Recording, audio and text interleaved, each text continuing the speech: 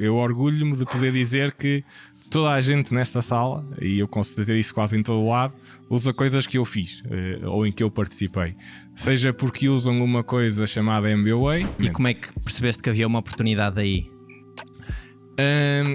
Acho que se calhar por maus motivos. A própria legislação portuguesa não permitia aquilo que nós queríamos fazer. Ou seja, em 2015, que era, por exemplo, permitir uma abertura de conta online em Portugal, não era permitido por lei. A partir do momento em que esses investidores vão entrando e, portanto, vão passando a ser sócios da empresa também, o que é que muda no vosso dia-a-dia? Nós éramos uma startup que existia há 2 anos e sempre que tínhamos conversas com bancos, passávamos 30 minutos a explicar ou a tentar convencê-los que passados 6 meses ainda íamos existir.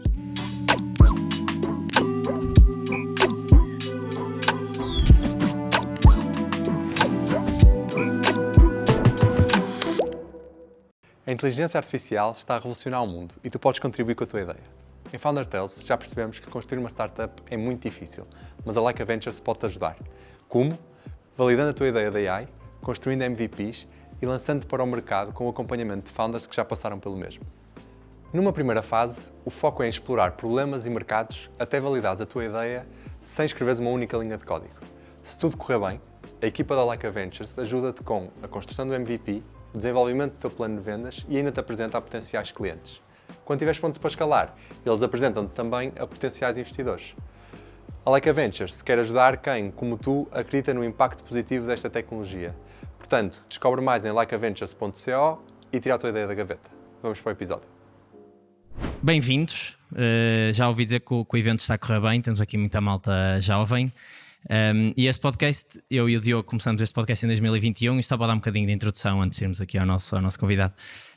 Começamos este podcast em 2021 exatamente porque quando saímos da faculdade quisemos nós também tentar a nossa sorte e criar uma startup, mas acabamos por não conseguir e percebemos que não percebemos nada do que estávamos a fazer e pensamos, quem é que nos pode ajudar? As pessoas que já o fizeram. E então começamos a gravar algumas das conversas que tivemos com fundadores e 60 e tal episódios depois estamos aqui para falar com o Ricardo, que é fundador da Locker, e se calhar arranco já, que é, vocês no vosso website ou LinkedIn, a maneira como vocês se descrevem é Journey as a Service.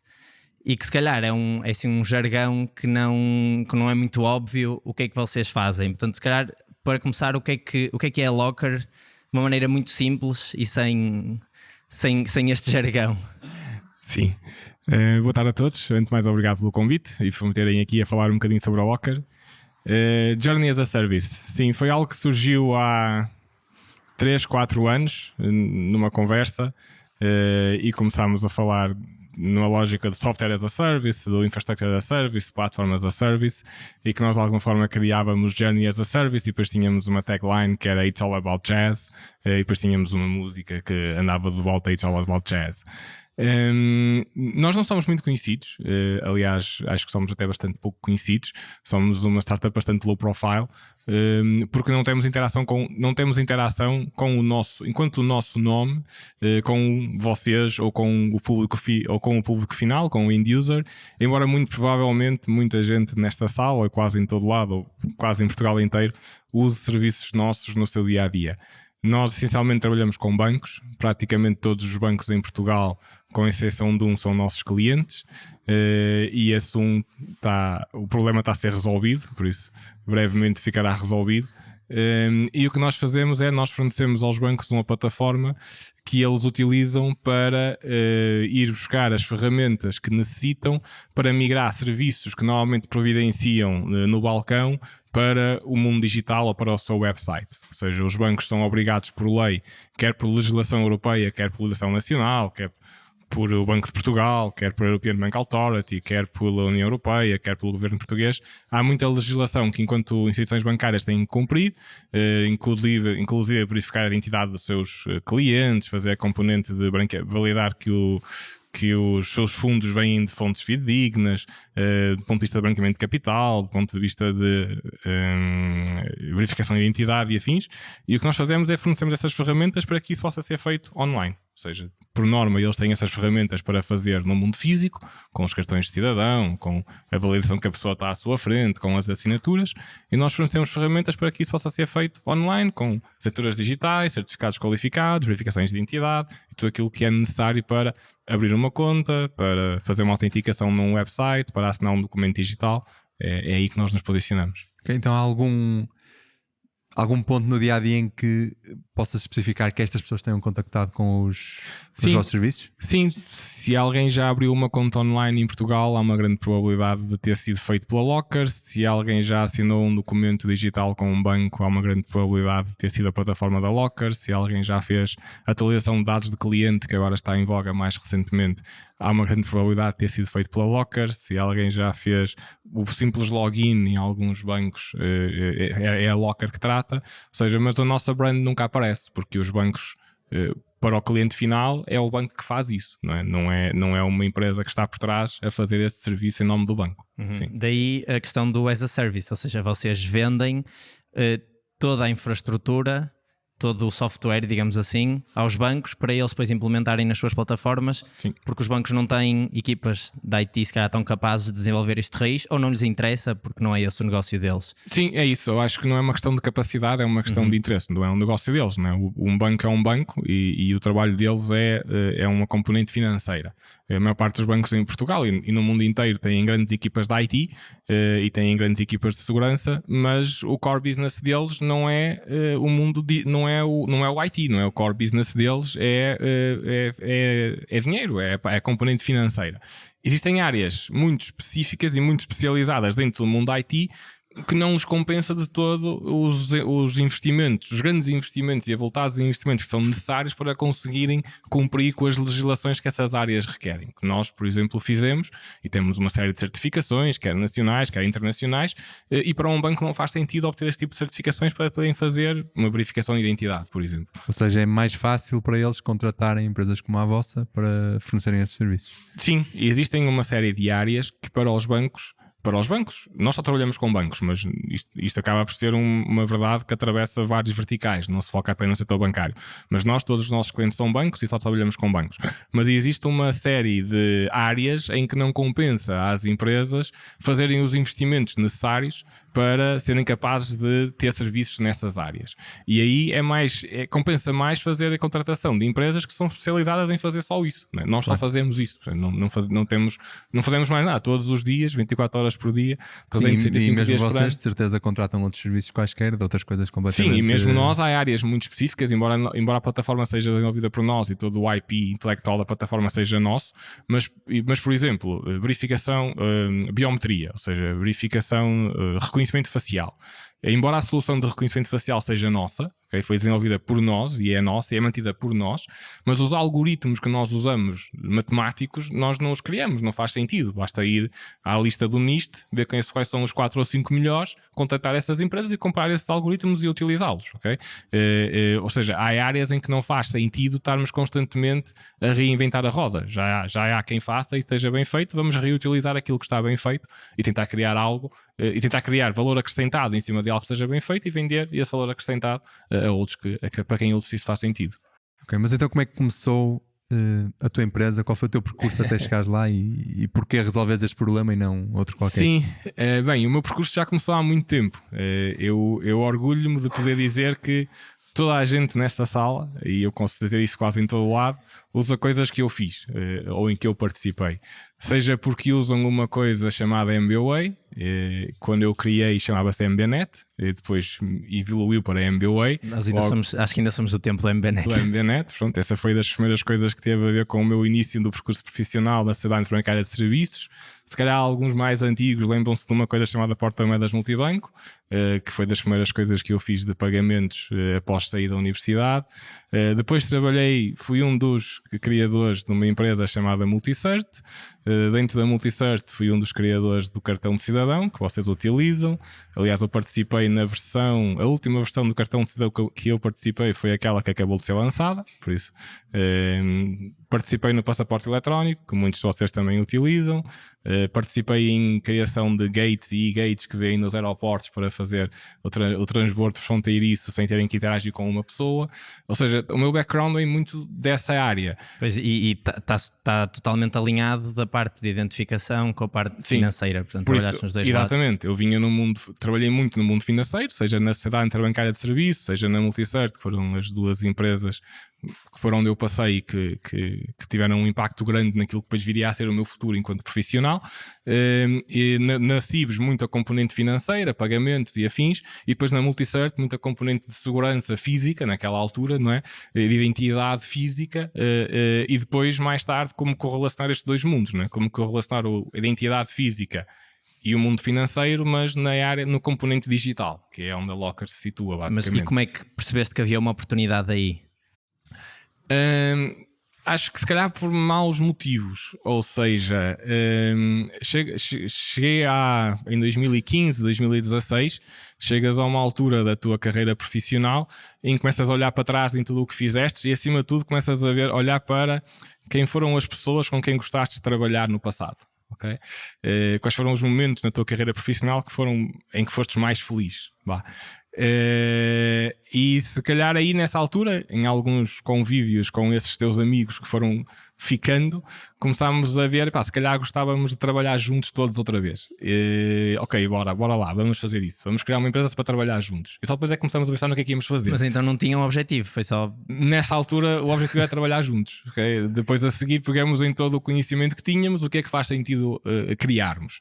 Nessa altura que estava a surgir os Revolut, os N26, os Monzo Banks, os Monzo, ou seja, os Challenger Banks ou os Newcomer Banks da vida, os Simple Banking, US, por exemplo, e nós, como sempre trabalhamos muito com o mundo bancário, começamos a ver, os bancos mais tradicionais ou mais legacy, como são chamados, vão ter aqui umas dores de cabeça em conseguir acompanhar estes bancos mais digitais, que na realidade não passavam de companhias de IT, não é? IT companies, que tinham uma licença bancária, mas na prática eles eram IT companies, não eram bancos. E nós foi aí que começamos a ver, ok, então se calhar podemos pegar no nosso conhecimento e começar a criar ferramentas que pudesse permitir que estes bancos mais tradicionais possam ombrear com estes bancos mais recentes no mundo digital. Pronto, essa foi a ideia inicial. Depois começamos a iterar. A Locker a Locker hoje, que conhecemos hoje, é a terceira iteração dessa ideia, sendo que as duas primeiras falharam redondamente, mas a terceira iteração funcionou. Eu tenho duas perguntas agora com isso que disseste. Primeiro, consegues só situar mais ou menos no tempo para... Ou seja, quando é que vocês se juntaram, esses amigos, e começaram? 2015, mais ou menos. Sim, okay. mais ou menos. E as duas iterações que tu dizes que falharam, sabes dizer porque é que falharam? Sim, isso é algo que é importante sabermos.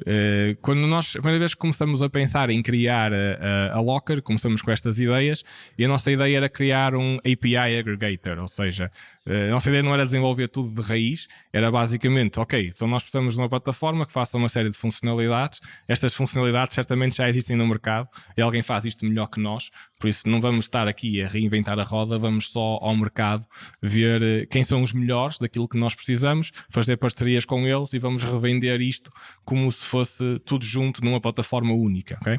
Porque, pronto, se calhar muitos de vocês não sabem, mas para um banco contratar um serviço é algo bastante penoso, ou seja, demora tempo.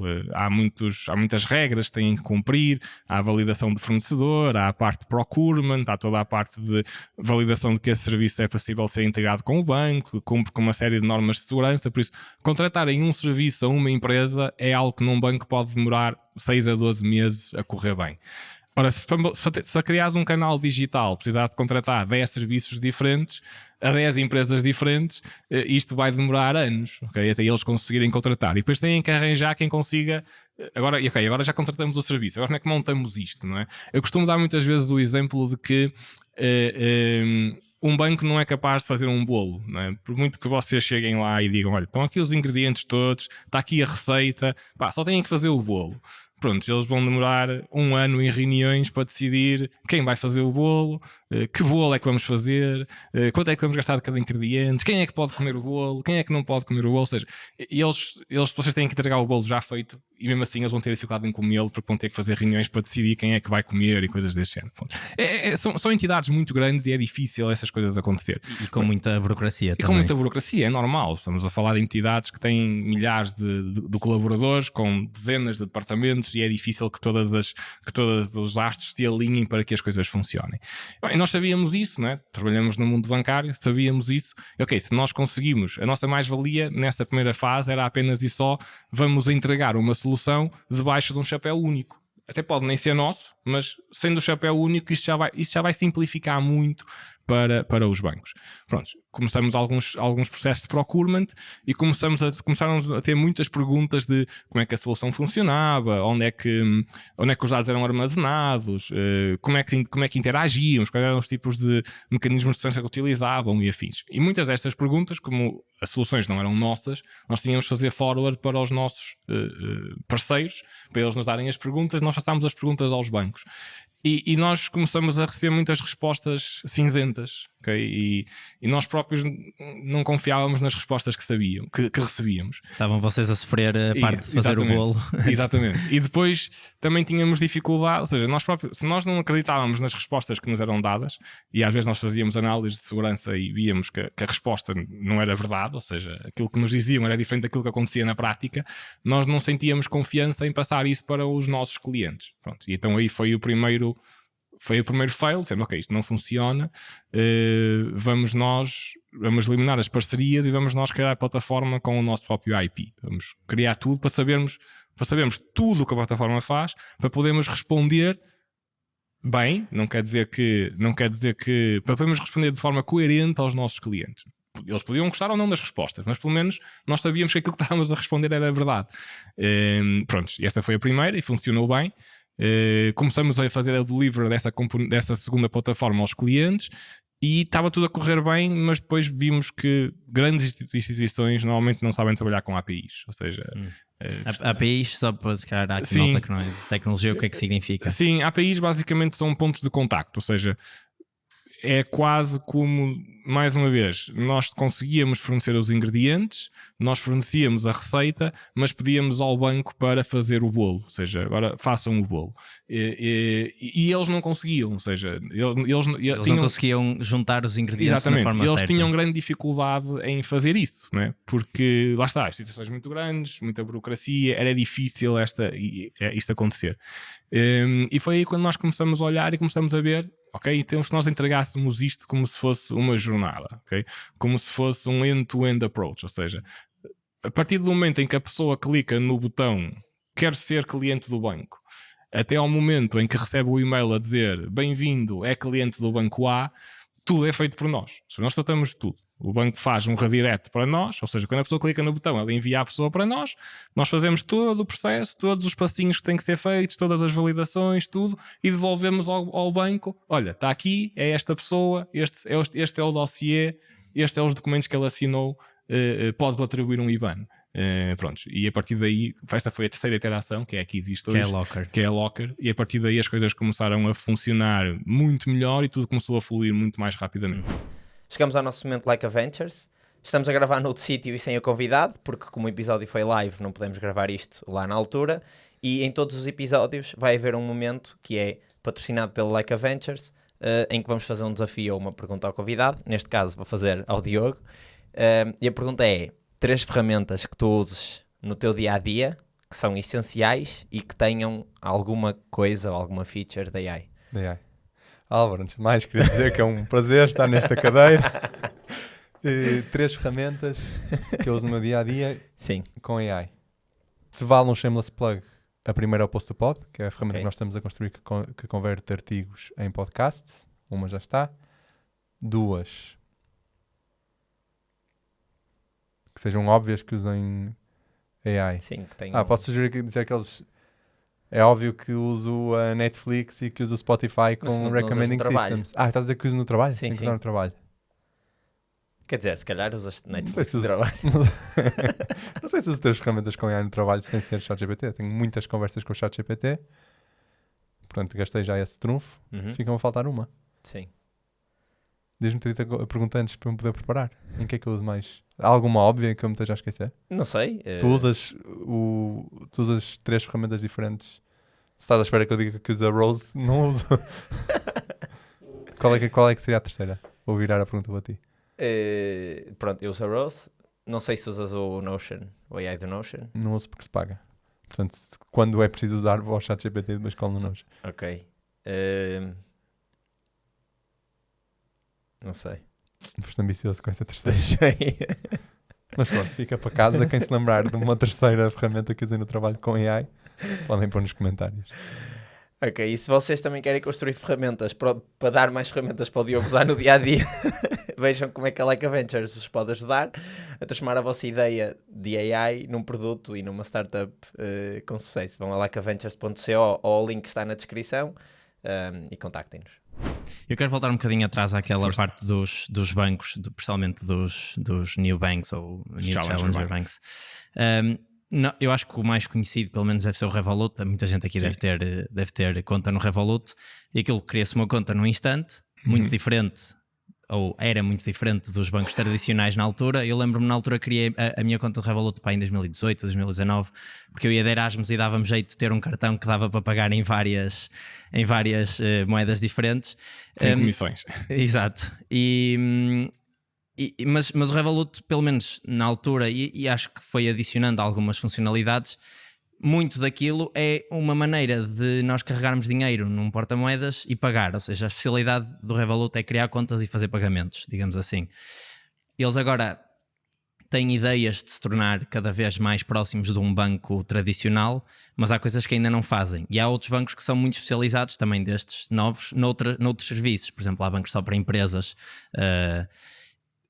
Qual é que tu achas que vai ser, portanto, daqui a uns anos, se estes new banks vão aproximar-se e tender para os bancos tradicionais que se calhar tinham 10 serviços, desde investimento a crédito a contas bancárias, ou eles vão se focar naquilo que são bons e porque têm bom marketing e bom IT naquela componente, e daqui a 10 anos nós vamos ter de ter 7 ou 8 contas bancárias porque cada banco tem a sua especialidade?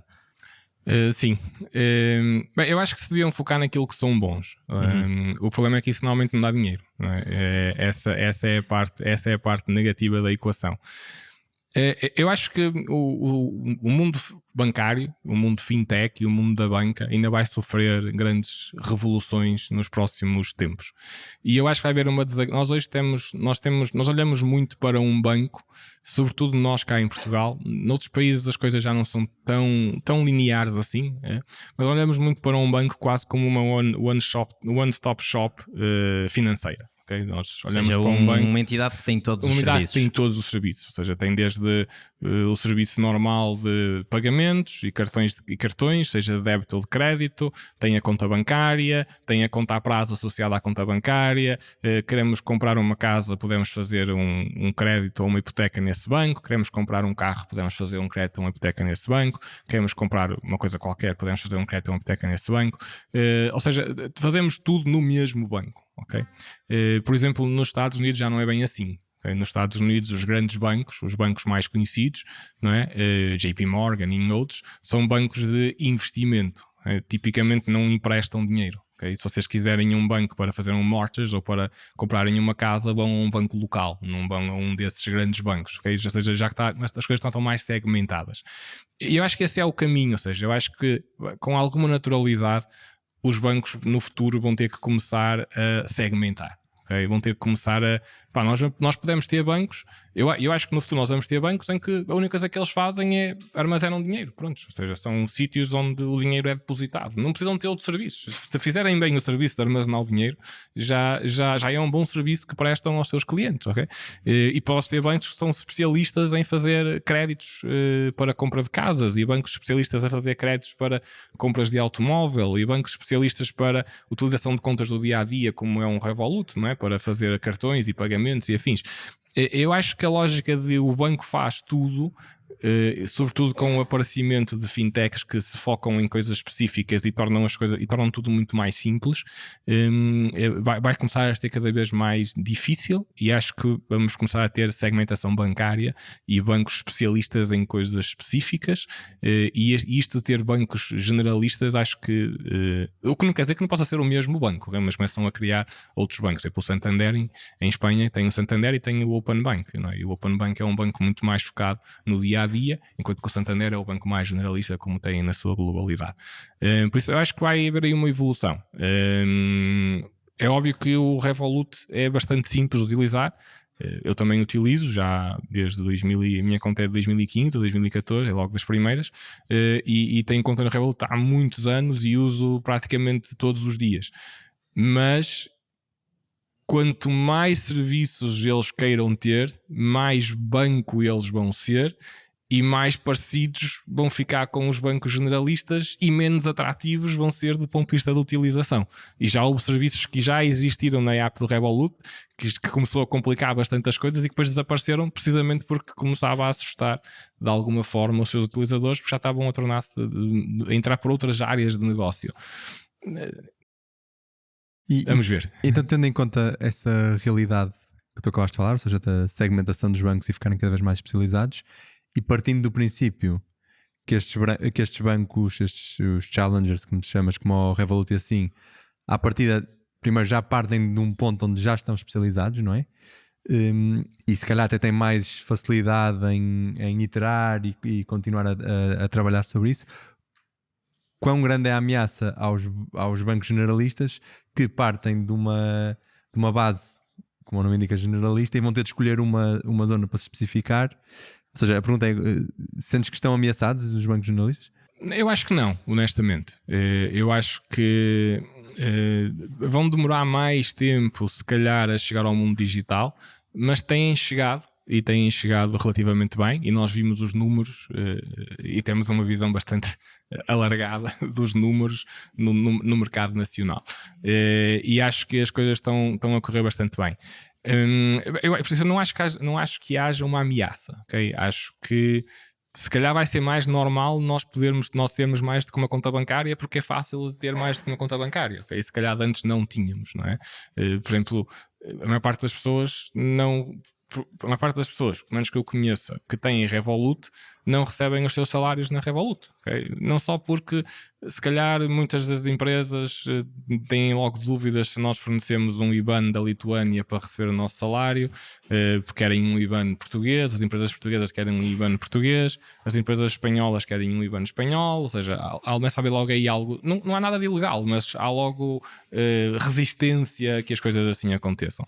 Mesmo empresas que usam contas Revolut, às vezes é estranho nós fornecemos IBANs de outros países quando estamos a tentar ser fornecedores ou tentar receber pagamentos de clientes, ou seja, não é algo que as pessoas ainda hoje em dia vejam como natural se estiveres em Portugal e se fores um fornecedor português e deres uma conta da Lituânia, e o mesmo acontece nos outros países.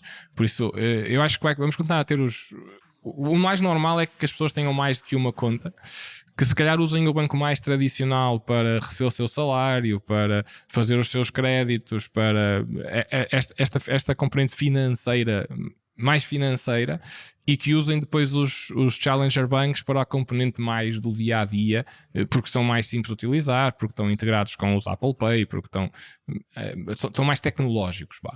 Ainda bem que mencionaste o Apple Pay. A Apple não é um banco, ou pelo menos não é mais ou menos. Nos Estados Unidos é um banco. Sim, exato, sim. Tem um cartão de crédito e tudo. Sim. Mas não é um banco, não se apresenta, não se vende como um banco, pelo menos. Mas fornece serviços financeiros. As pessoas conseguem fazer pagamentos via o telemóvel. Sim. E nos Estados Unidos até conseguem enviar dinheiro nas mensagens umas para as outras. Isto leva-me também a uma coisa que tu falaste no início, logo, o MBWay, que acaba por ser uma maneira de pôr os bancos a falar uns com os outros de uma maneira mais simples, usando se calhar um standard que é fechado, apesar de ser interbancário.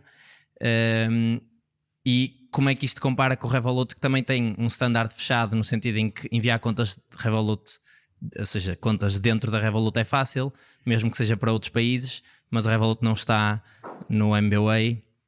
A minha pergunta aqui é: os países vão tendo os seus MBWays, por exemplo, em Espanha é o Bizum e etc. E isto são entidades interbancárias, mas locais.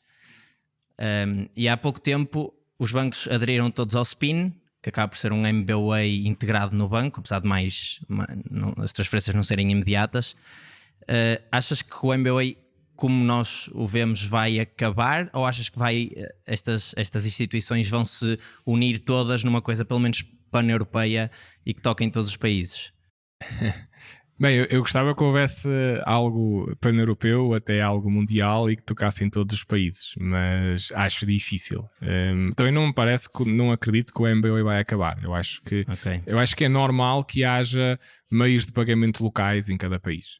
Acho que sempre existiu e acho que sempre vai existir. E quem tiver uma plataforma de e-commerce, por exemplo, vai notar que consegue atrair mais utilizadores de um país se aceitar meios de pagamento locais desse país. Certo. Porque as pessoas sentem uma confiança adicional. Há uma brand com quem têm uma relação e vão sentir mais confiança em utilizar essa brand. O envio de dinheiro de uns para os outros, usando telemóveis ou usando cartões ou usando Revolut e afins, não é propriamente algo inovador. Não é inovador, não. É inovador, mas não é algo completamente novo. Ou seja, a Visa, todos os esquema de cartões, um esquema de cartão é um cartão Visa é um esquema, okay? Seja uma marca, Visa, Mastercard. Sim, Visa é um esquema, Mastercard é um esquema, o multibanco é um esquema. Os esquemas bancários já há muito que permitem enviar dinheiro entre cartões do mesmo esquema, okay? Ou seja, a Visa permite isso, ou seja, há fintechs que tiram proveito disso, ou seja, podem enviar cartões de um cartão, podem enviar dinheiro de um cartão Visa para outro cartão Visa. É dentro de um esquema, é quase como enviar dinheiro de uma conta bancária para outra conta bancária, okay? Só que são só dentro do mesmo esquema. É como se só pudessem enviar dinheiro para IBANs portugueses. Certo. Okay? Prontos. Depois a Revolut levou isso para um patamar um bocadinho acima, a Revolut e outros, que é, ok, então mas vamos criar nós aqui uma tag que identifica o utilizador e tanto pode ser um cartão Visa como um cartão Mastercard, usamos as funcionalidades de cada um deles, mas na realidade o esquema Visa manda para nós e depois nós mandamos para o esquema Mastercard e fazem uma quase como hub, não é? entre esquemas diferentes, porque eles são emissores de cartões Visa e são emissores de cartões Mastercard, ou seja, eles têm os dois esquemas. E o MBWay, se repararem, para utilizar um MBWay têm que ter multibanco, por isso na realidade o que está a acontecer é envios de dinheiros dentro do esquema do cartão, neste caso o esquema multibanco. Okay? Pronto. Depois o SPIN veio tentar criar isso a um patamar acima, que é, o SPIN não tem tanto a ver com cartões, tem mais a ver com poder enviar dinheiro entre contas bancárias, okay? Esquema IBAN, se quisermos, mas em vez de identificarmos como ao IBAN, identificarmos como um número de telemóvel. E há algures, e existe uma relação entre número de telemóveis e IBANs. Algures, Banco de Portugal, por exemplo, que tem que ter os dados de todas as contas bancárias. Ou seja, na realidade o que estamos aqui a ver é isso, ou seja, estamos a ver envios de dinheiro dentro dos mesmos esquemas, o que é algo que já existe há muito tempo. Se vamos ter um supra-hub que vai interligar todos os esquemas, acho difícil. Mais um player aqui. Exatamente, porque era mais um player em cima da Visa ou em cima da Mastercard, ou seja, e depois todos os players têm que receber a sua componente, não é? Certo. Tem que receber a sua comissão. O que quer dizer que na realidade o dinheiro ia estar a valer ainda menos, não é? Porque ia perder ainda mais comissões.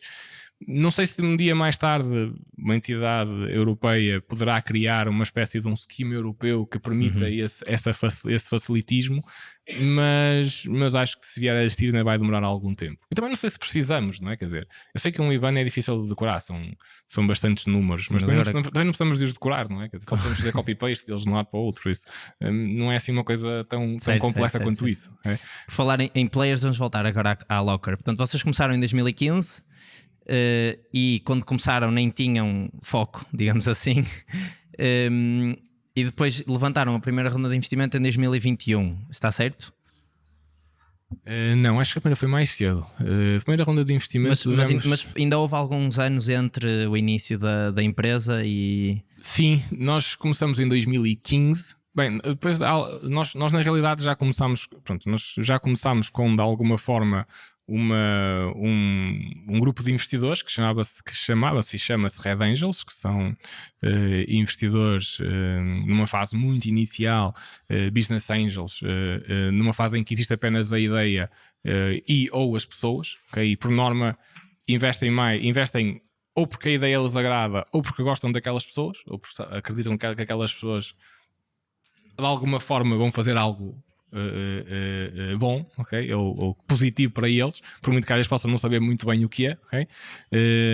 Pronto, no nosso caso, como nós já tínhamos criado empresas previamente, tudo isso acaba por ajudar a que este processo seja mais fácil, não é? Porque já tínhamos estado na Multicert, já tinha estado numa outra empresa que se chamava Valdoc, e que tinha sido adquirida por um player nacional, e como tal a Locker já era de alguma forma a terceira empresa que estava a ser criada por pessoas que tinham uma experiência, não é? Em 2015 não éramos miúdos com 23 anos, 24 anos, não é? Já tínhamos 40 anos e tínhamos um background profissional já bastante grande, ok?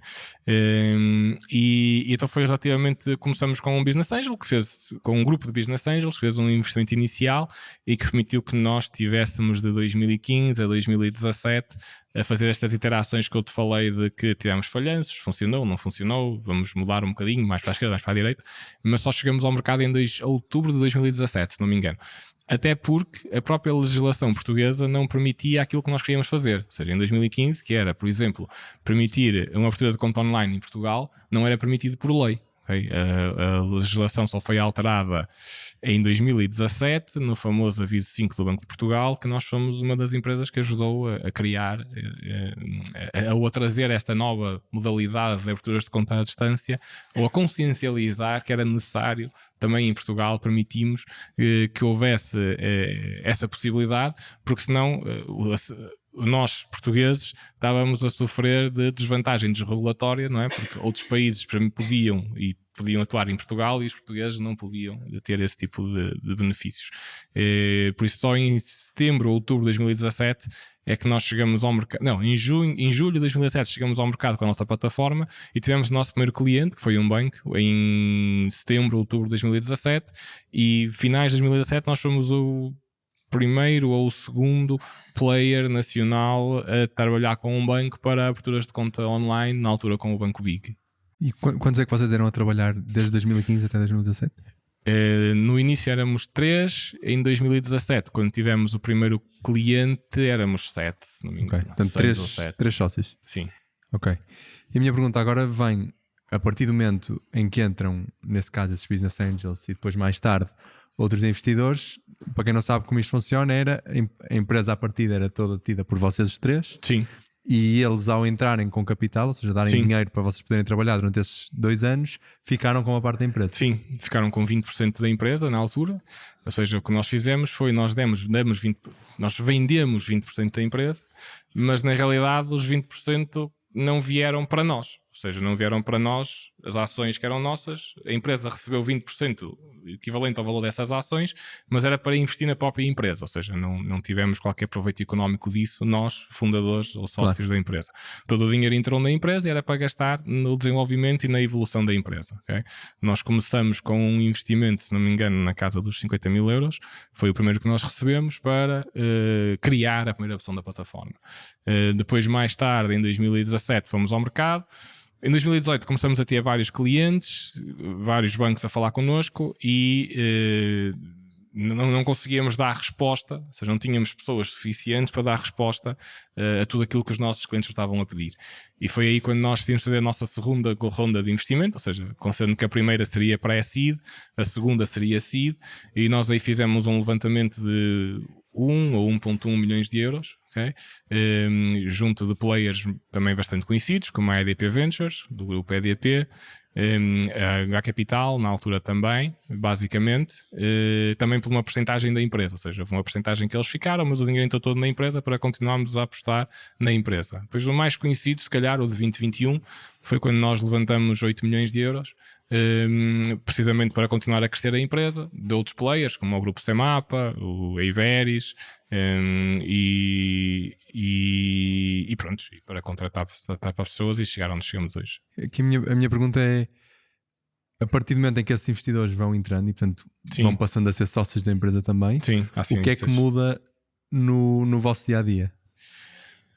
No dia a dia não é que muda assim muito, muda porque passamos a ter reporting, não é? Essa é uma parte chata, mas pronto, passamos a ter reporting mensal, ou seja, há muita coisa que muda, ou seja, antes éramos uma sociedade normal, uma pequena empresa, uma empresa limitada, se quisermos. A partir do momento em que começas a receber investimento, tens de tornar numa sociedade anónima, precisamente para haver ações e para haver transferência de ações. Podes fazer com uma limitada também, mas tipicamente estes grandes grupos querem que seja uma sociedade anónima. Depois passas a ter, no nosso caso em concreto, como os nossos acionistas eram empresas cotadas em bolsa, e uns eram cotados em bolsa, outros eram do setor bancário, quer dizer que nós automaticamente herdamos o benefício adicional de ser regulados ou regulados entre aspas, não diretamente, mas indiretamente pelo Banco de Portugal e pela CMVM, quer dizer, começámos a ter que fazer reportes mensais, que depois estas empresas maiores têm que receber esses reportes mensais, incluídos nos relatórios de contas deles, que apresentam mensalmente ou trimestralmente à CMVM, por causa que são empresas cotadas em bolsa, e isto traz uma carga burocrática bastante grande, que não estávamos a contar no início, por isso os primeiros meses foi difícil, mas depois é um processo, não é? Quer dizer, depois aquilo entra no processo e alguém, o departamento financeiro, o finance, todos os meses gera esse tipo de reportes e envia e afins.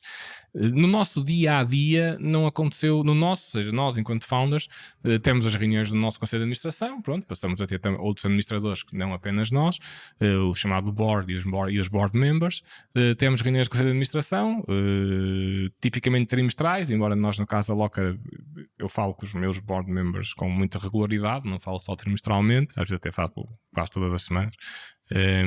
E pronto, e os temas mais críticos da organização temos que levar à decisão do board, ou seja, deixamos de ter. Há uma série de negociações que são feitas sobre aquilo que podemos fazer e aquilo que não podemos fazer, e há coisas que nós não podemos fazer nestas negociações que são feitas ou que requerem a aprovação de alguns dos nossos acionistas que têm poder de veto e coisas desse género. Mas na prática não altera assim muito.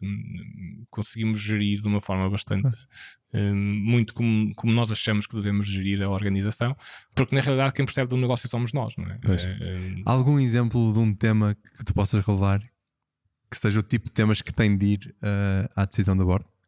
Há investimentos, por exemplo, se decidires fazer um investimento superior a 100 mil euros ou a 150 mil euros, tem que haver aprovação do Conselho de Administração, ou seja, eu não tenho autonomia sozinho, enquanto CEO, para aprovar esse investimento, ok? Sei lá, remunerações dos administradores têm que ir ao Conselho de Administração, é normal, não temos autonomia, ou em alguns casos até tem que ir à Assembleia Geral, ou seja, não temos autonomia para definir essas remunerações, ou seja, há temas, venda da empresa, por exemplo, eu não tenho autonomia para vender a empresa, não é? Claro. Tem que ir ao Conselho de Administração ou à Assembleia Geral, ou seja, há uma série de temas que estão listados, que são normais, temas normalíssimos e que faz todo sentido, quer dizer, não é... Tendencialmente concordam ou depois aquilo fica mais aceso?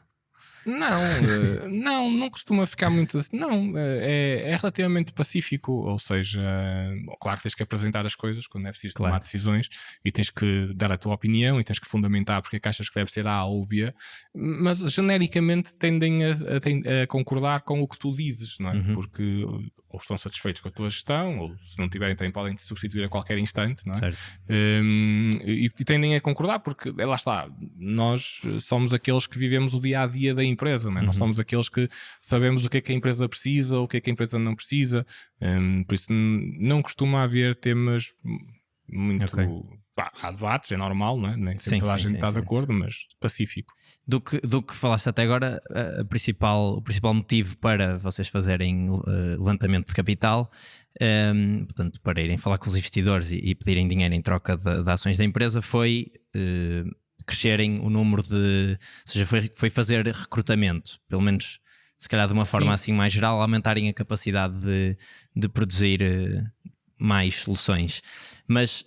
voltando agora, ou melhor, se voltasses atrás tudo, voltavas a fazer este percurso em que usas os instrumentos de levantar capital para crescer a equipa, ou terias feito uma coisa se calhar mais orgânica em que ias crescendo a equipa à medida que ias fechando os contratos com os bancos e fazendo mais vendas e entrando mais Sim. dinheiro em caixa?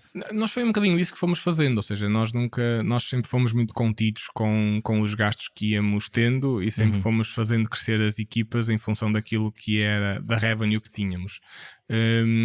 E buscar, às vezes fazer fundraising não quer dizer que precises de mais dinheiro para gastares mais dinheiro. Okay? Vou dar alguns exemplos. Vou dar dois exemplos. Um é a primeira vez que nós fizemos fundraising, quando fizemos a nossa ronda seed, na realidade nós nem precisávamos de dinheiro, como é óbvio, mas o principal motivo não era dinheiro, ou seja, nós precisávamos de credibilidade. Nós éramos uma startup que existia há 2 anos e sempre que tínhamos conversas com bancos, passávamos 30 minutos a explicar ou a tentar convencê-los que passados 6 meses ainda íamos existir. Pronto. Claro, isso para um banco grande, assinar um contrato com uma empresa que tem 2 anos e que se calhar não tem capital. Pronto, e que tinha é um um capital risco. social de 50 mil euros e eles têm um capital social de 100 milhões ou algo assim do género, não é? Quer dizer, ou mais. E então nós precisávamos era de alguém que nos trouxesse credibilidade. Okay? Então começamos a olhar para o mercado e vimos, quem são os investidores que vão matar esta conversa, ou seja, esta conversa vai deixar de existir. Havia 2, endereçamos os 2, fechamos com a EDP, nunca mais ninguém nos perguntou se nós passados 2 anos passados 6 meses íamos continuar a existir, certo? Maior empresa, uma das maiores empresas em Portugal, não é? Quer dizer, uma empresa que em 2022 ou 2023 teve 1.000 milhões de lucro, não é? Quer dizer, é cotada em bolsa em Nova Iorque. Nunca mais ninguém te pergunta olha, mas de certeza que daqui a 6 meses ainda existe. Essa conversa acabou, desapareceu do mapa. Ou seja, traz-te credibilidade. Okay? E depois agora temos esse mapa por trás também. Quer dizer, essas empresas, mais do que a componente financeira, trazem-te credibilidade.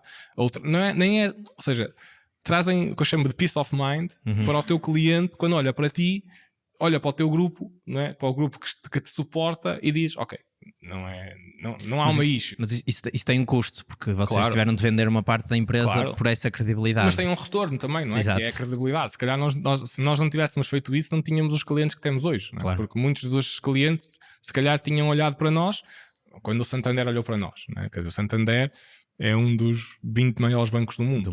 Pois. É um Tier 1 à escala global, não é um Tier 1 à escala portuguesa, é um Tier 1 à escala global. Se nós não tivéssemos por trás uma SMAP ou uma EDP, muito provavelmente não éramos.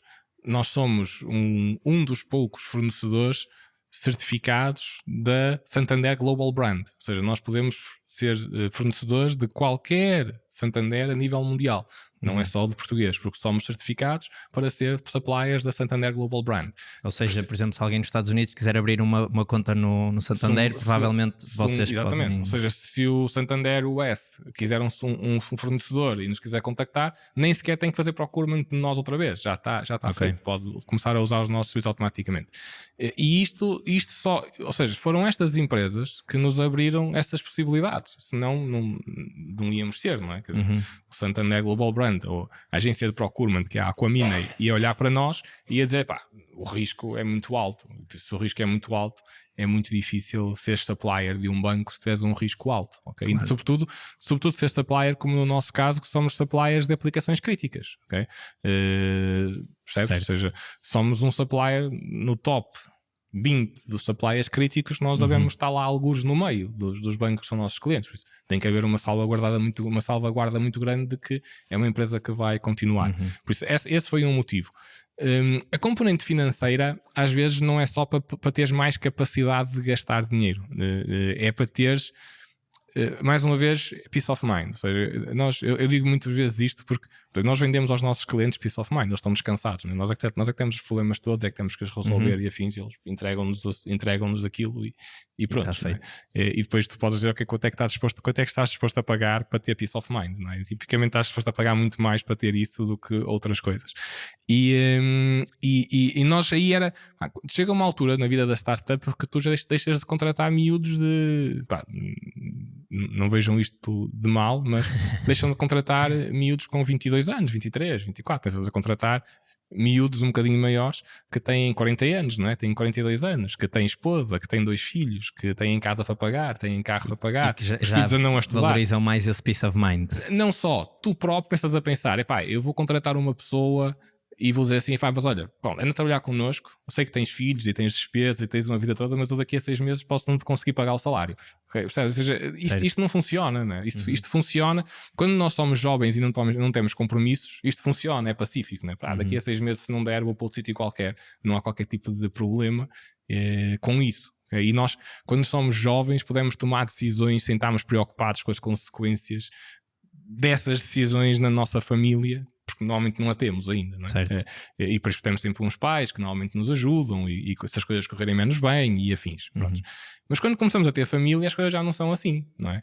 E por muito que nós, felizmente, tenhamos tido uma carreira profissional bastante positiva e podíamos sobreviver sem o retorno da Locker de um ponto de vista mensal, sem o salário da Locker, mas as pessoas que estávamos a contratar, nós sentimos-nos responsáveis por elas. Claro. Sobretudo porque nós, num mundo como o nosso, é muito fácil tu contratar as pessoas que conheces, não é? Porque, sim. Olha, eu conheço o A, trabalhei com ele ali, gostei do trabalho dele, vou contratá-lo. E depois é teu amigo. Quer dizer, o mundo IT não é assim tão grande quanto isso, não é? Quer dizer, eu estou aqui hoje e olho para a plateia e conheço pessoas, não é? E já encontrei pessoas lá fora que cumprimentei. É relativamente normal, é um mundo relativamente pequeno. E quando começas a contratar pessoas que tu sabes e conheces os filhos e conheces as esposas, há uma responsabilidade grande. E por isso queres ter dinheiro no banco, por muito que não o estejas a usar, mas queres tê-lo lá, nem que seja, se isto correr mal, olha, eu pelo menos 24, 36, 48 meses de runway tenho. Por isso eu consigo pagar o salário durante 48 meses, mesmo que a empresa venda zero. Por isso, e isso dá-te um descanso para tu conseguires prosseguir os teus sonhos. Ok. Não sei se temos tempo para uma outra pergunta da audiência, também não sei se há. Alguém tem... Força, não tenham vergonha. Olá, Ricardo. A minha pergunta tem a ver com a legislação. Falou aqui várias vezes na legislação nacional, legislação europeia e o impacto que teve no desenvolvimento das vossas soluções. É essa a minha pergunta. De que forma é que a legislação europeia e nacional vos ajudou a crescer ou a ter sucesso com a empresa? O que é que foi preciso mudar para isso ter impacto no vosso negócio? Bem, houve algo que foi fundamental, que foi o permitir, não é? Ou seja, quando a legislação passou a permitir, porque tinha que acontecer, mas passou a permitir que os bancos pudessem prestar serviços digitais. Pronto, quer dizer, se isso fosse proibido ainda hoje, a nossa empresa provavelmente não existia, okay? Ou alguns tipos de serviços, como por exemplo abrir uma conta bancária.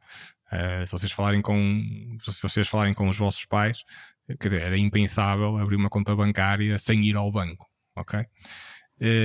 Mas hoje em dia é o contrário, quer dizer, hoje em dia é impensável nós faltarmos uma manhã ao trabalho e dizer tive que ir ao banco. Ou seja, não é uma desculpa aceitável que falta ao trabalho, né? Mas há 30 anos atrás era. Ou seja, há 30 anos atrás, se vocês dissessem amanhã não venho trabalhar porque tenho que ir ao banco, toda a gente achava normal. E por isso as coisas evoluem o tempo, não é?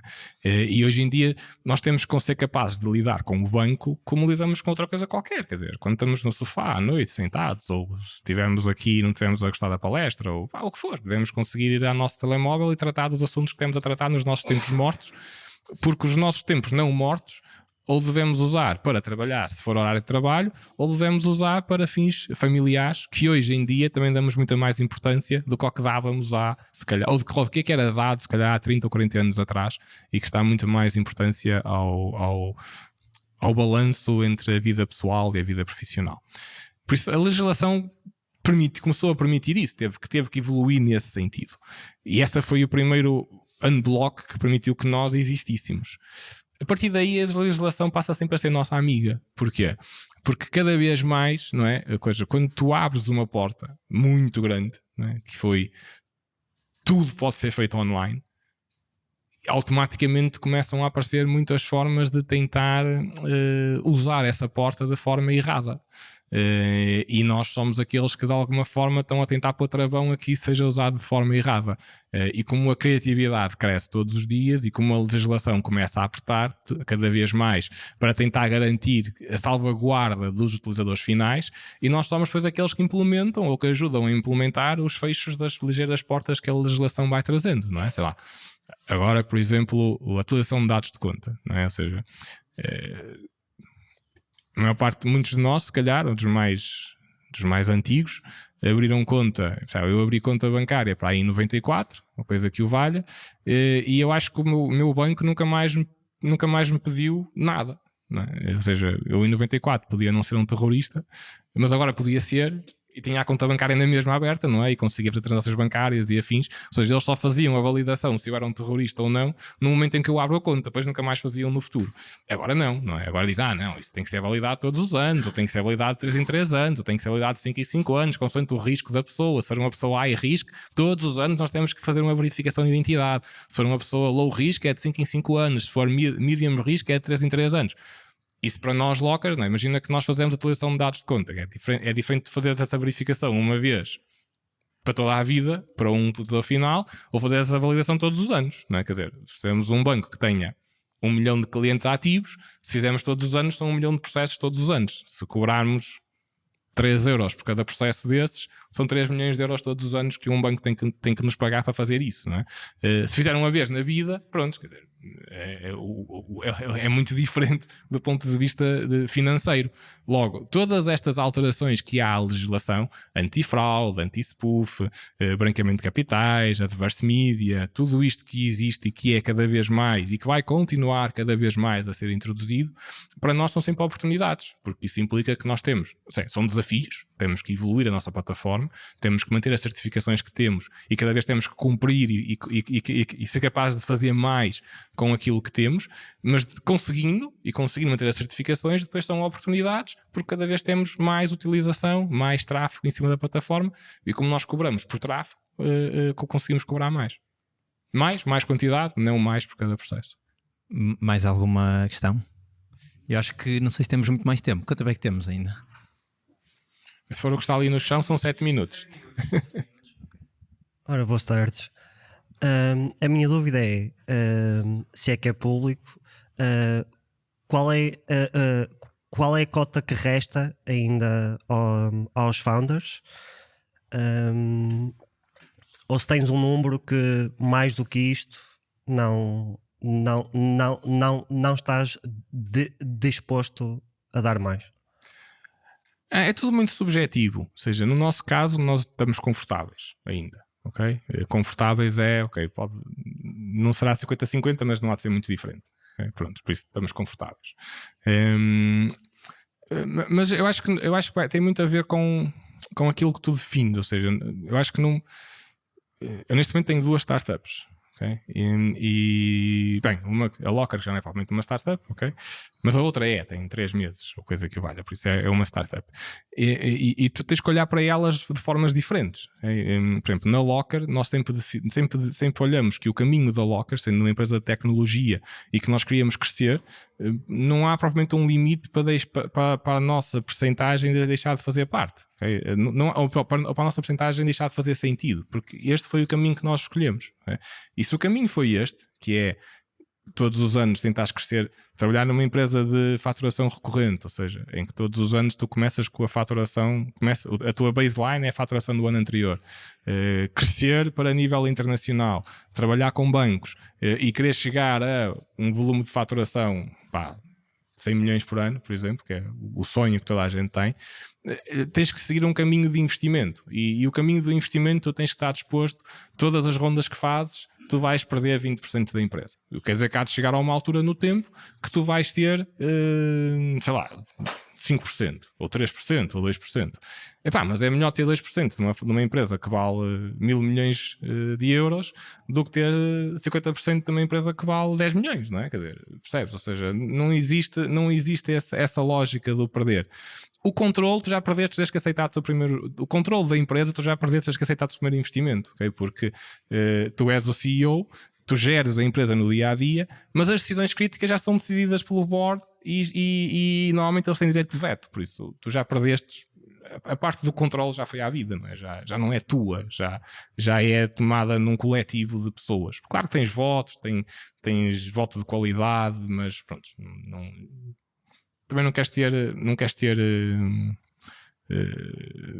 queres criar atritos, por isso já perdeste o controle.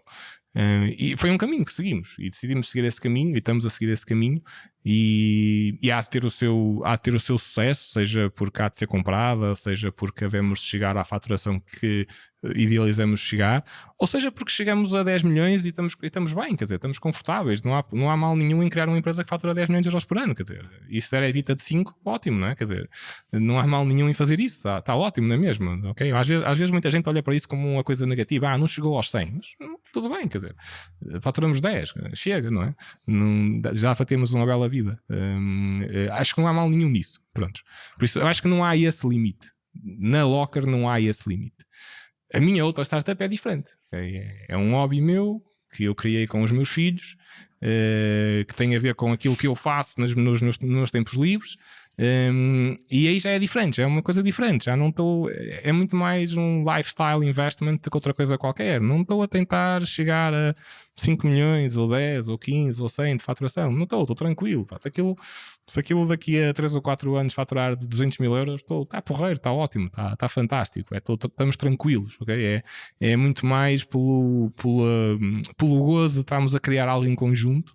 E a mim, pelo gozo de estar a mostrar aos meus filhos o que é ser empreendedor, não é? O que é criar uma empresa do zero, o que é criar um produto físico, neste caso concreto, todas as dificuldades, que eu nunca tinha criado, ele próprio também, não é? Para mim também é tudo novidade. Todas as dificuldades que tem em criar um produto físico, e agora queremos ter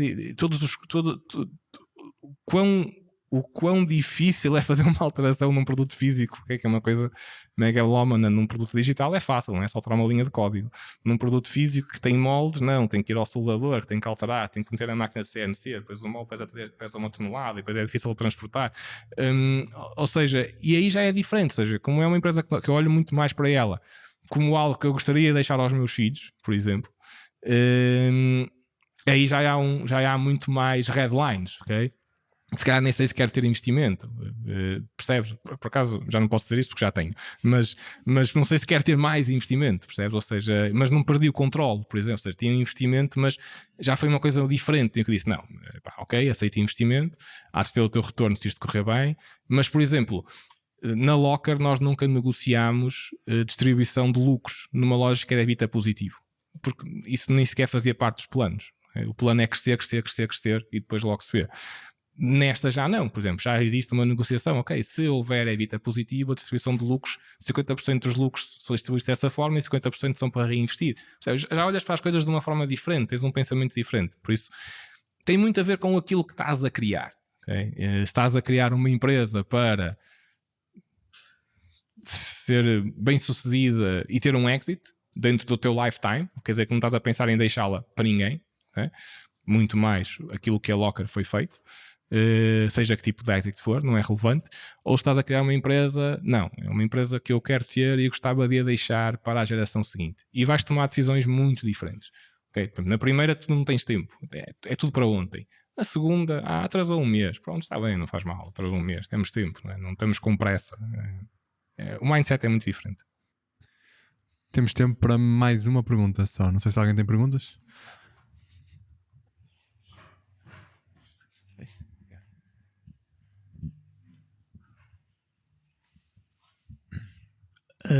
A minha pergunta é: quais são as principais vantagens e desafios de ter uma capital de risco a investir na empresa face a um player do mercado? Por exemplo, no seu mercado, imagino que existem mais players grandes, empresas maiores que possam absorver o negócio e ser um parceiro também, para além do financeiro, ser um parceiro de alavancagem de negócio. Vantagens e desvantagens. Bem, nós temos um misto, não é? Nós temos capitais de risco, como é o caso da H Capital, por exemplo, como é o caso da Iberis, que são empresas de capitais de risco, têm fundos, fazem deploy de fundos e estão à espera de ter retorno num X espaço temporal. Okay? E que te trazem, e que esse tipo de empresas, não elas em particular, mas todas as VCs, trazem-te stress porque têm pressa que as coisas aconteçam, porque têm que acontecer dentro dos tempos do fundo e têm que pagar o fundo e etc. Mas normalmente têm muito fundo para fazer deploy. Okay? Por isso são empresas ativas nesse meio. É fácil, ou seja, percebem percebem o tipo de negócio em que tu estás, porque é o negócio deles também. Ou seja, eles estão no mesmo negócio que tu estás, eles também fazem fundraising, eles também levantam fundos, eles também. É tudo igual, ou seja, só que tu estás a uma escala mais pequena que a deles, mas não tens que lhes explicar grande coisa, não é? Explicas o teu negócio e eles ou gostam ou não gostam, ou confiam ou não confiam, e investem ou não, mas já sabem, já percebem, já sabem para o que vão, ok? E já sabem como é que as coisas funcionam, e timings, e percentagens, e diluições, e essas coisas todas. Quando tu trabalhas com empresas que não estão nesse mundo, okay? Tipicamente o mindset deles é diferente, né? É muito mais o mindset do quanto é que é o vosso EBITDA, ou seja, EBITDA positivo ou EBITDA negativo, quando é que vão dar lucro, okay? Qual é o ano em que vocês vão dar lucro, daqui a quantos anos é que vai haver retorno do meu investimento, numa lógica de revenue, ou seja, baseada em revenue e não baseada noutros ativos da organização, que é aquilo que uma VC olha ou que uma capital de risco olha. Por isso são dois mindsets muito diferentes. Tipicamente também é capital muito mais paciente, não tem pressa. Muitos deles investem do balance sheet diretamente, né? Tipo uma EDP, uma SMAP, investem diretamente do balance sheet deles, por isso não têm pressa em ter retorno, não é? Já têm tanto retorno das outras coisas. O nosso retorno, a agulha deles não mexe, não é? Quer dizer, ok, fizemos. Eu imagino que se alguém chegar junto de uma destas empresas grandes e disser vendemos a Locker por 100 milhões, imaginem, e eles têm 10%, não é? Recebem 10 milhões, e 10 milhões desses 10, 5 milhões são para impostos e 5 milhões são para eles, não é? E depois isto no relatório de contas deles, em que eles tiveram 1000 milhões de lucro, os nossos 5 milhões são acertos. Aquilo nem mexe o ponteiro, não é? Porque ficou exatamente no mesmo sítio, ninguém vai falar dos nossos 5 milhões, percebe? Ou seja, não estão com grande pressa, são chamado capital paciente. Mas o mindset deles é muito diferente. É um mindset muito mais corporativo, é um mindset muito mais tradicional, é um mindset. Não estão tão alinhados com um crescimento rápido, não estão tão alinhados com contratar pessoas à espera que venhamos a ter revenue futura, em detrimento de contratar pessoas depois de termos revenue. São mindsets diferentes. Não acho que haja um melhor nem um pior, até porque nós temos os dois. Okay? Mas eu noto nas reuniões que os mindsets são diferentes. Okay? Uns estão muito mais preocupados com o aceleramento da empresa e os outros estão muito mais preocupados de então, mas quando é que estamos a ter lucro? Quando é que há distribuição de dividendos? Não é? E eu digo, não há. Os dividendos são para reinvestir, não é? Ou seja, é diferente. Ok, acho que chegamos aqui ao final do tempo. Depois, se tiverem mais questões, podem tentar apanhar o Ricardo em fuga. Isto está gravado, portanto, okay. Malta que queira rever isto, podem ir ao nosso canal e ver não só este, como os outros episódios todos. Aliás, convido-vos a irem lá e subscreverem, porque tem lá muito conteúdo de borla e muito bom, principalmente para a malta que quiser começar uma empresa. E pronto, e é isso. Muito obrigado ao Rui também por nos ter convidado e ao resto da organização. Obrigado a quem também fez perguntas e a quem nos viu aqui, quem esteve aqui este bocadinho connosco, e obrigado obviamente ao Ricardo por partilhar estes nuggets de Posso ter só mais uma coisa? Força. E eles disseram que no final me iam fazer uma pergunta que era Ficamos sem tempo. Que conselhos é que eu vos ia dar? Eu preciso pensar nisto, agora é chato também não vos passar os conselhos. Okay? E foi a única pergunta que eu sabia que ia ser feita, e por isso não ia ser feita. É verdade. Okay, tudo o resto eu não sabia. Bem, que conselhos é que eu posso dar a quem quer criar algo? Acima de tudo, eu acho que é algo que gostem. Primeiro que tudo, algo que gostem. Tipicamente, algo relacionado com o vosso hobby, algo que se divirtam. Não tentem criar coisas relacionadas com o vosso trabalho. Provavelmente vai dar asneira. A não ser que o vosso trabalho seja o vosso hobby, ok? Eu tenho a sorte o meu trabalho sempre foi o meu hobby, ok? E ter grandes discussões familiares de volta disso, não é? Porque muitas vezes sentava-me no sofá, no computador, a fazer coisas, e a minha esposa dizia, estás às vezes no computador. Eu disse, quer dizer, se eu estiver aqui a ver televisão não há problema nenhum, mas se estiver no computador já há problema, não é? Quer dizer, se eu não gosto de ver televisão e gosto de estar no computador, qual é o problema? Por isso, primeiro que tudo, algo que gostem, algo que sejam verdadeiramente apaixonados por aquilo que estão a fazer, porque quando forem vender isso, tem que se ver a paixão nos olhos, não é? Não é o que dizem, não é o que está escrito nos slides, não é se os slides estão bonitos ou feios. Vocês conseguem vender a paixão um slide branco com letras pretas. É tão simples quanto isso. E o Rui, que conhece as nossas primeiras apresentações, era literalmente um slide preto com uma palavra a branco por slide. ok? A paixão vende. Mas inverteram, puseram o preto. Sim, era preto. Não porque ficava feio na altura, era tudo preto e depois ficava muito branco, então trocamos as cores. Mas a paixão vende. E se vocês forem apaixonados pelo que estão a fazer, pode não ser a ideia mais brutal do mundo, mas isso, quem vos está a ver vai dizer, ok, estes tipos vão lutar por isto porque eles adoram mesmo isto. E depois habitua-se a pensar out of the box, ou seja, olhar para coisas e questionar porque é que é assim. Porque é que é assim? Porque é que isto é assim? Porque é que não é de outra forma diferente? E se acharem que há uma forma melhor de fazer, proponham que se faça de uma forma diferente, ok? Sabem como é que a Colgate, eu às vezes digo este exemplo, sabem como é que a Colgate aumentou 10% de faturação num único ano? Okay? Com uma pessoa da área de produção a fazer uma sugestão. Uma pessoa da área de produção da Colgate fez uma sugestão e provocou um aumento de 10% da faturação nesse próprio ano, okay? Que foi simplesmente abrir o buraquinho para onde sai a pasta dos dentes. Ou seja, se o buraco for maior, vocês carregam e vão gastar mais pasta dos dentes para preencher o mesmo espaço da escova, okay? Aumentou 10% do buraquinho, aumentou 10% da faturação porque as pessoas vão gastar 10% mais pasta dos dentes, okay? É tão simples quanto isso. Às vezes são coisas muito simples, out of the box, ok? Uma das pessoas que eu mais admiro no mundo criou uma coisa e vive de royalties de uma coisa que hoje em dia nós olhamos e é super simples, não é? Que é basicamente, se vocês forem a um Starbucks e comprarem uma bebida quente, vão ver que eles têm uma coisinha de papel que se mete a segurar no copo para vocês não se queimarem, ok? Pronto, isso foi uma pessoa que criou, patenteou e vendeu a patente aos Starbucks, ou a royalty de patente aos Starbucks. Já pensaram porque é que isso só há nos Starbucks?